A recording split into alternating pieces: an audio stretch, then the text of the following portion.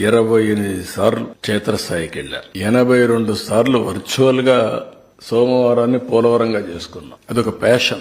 ఒక మాటలో చెప్పాలంటే అది ఒక అబ్సెషన్. పోలవరం అనేది ఎట్టి పరిస్థితుల్లో కంప్లీట్ చేయాలి.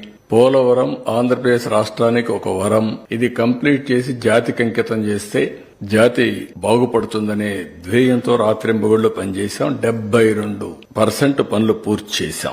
11,762 కోట్ల రూపాయలు ఖర్చు పెట్టాం. ఒకే రోజున 32,215 క్యూబిక్ మీటర్ల కాంక్రీట్ పనులు పూర్తి చేసి గిన్నిస్ ఆఫ్ బుక్ వరల్డ్ రికార్డులో స్థానం సంపాదించాం.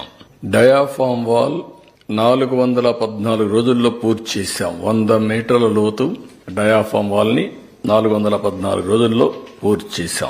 స్పిల్వే గేట్లన్నీ డిజైన్లు సిద్ధం చేసి గేట్లను అమరించి అదే మార్గం మీరు చూస్తే ఎక్కడికక్కడ స్పిల్వే గానీ స్పిల్ ఛానల్ గానీ ఇవన్నీ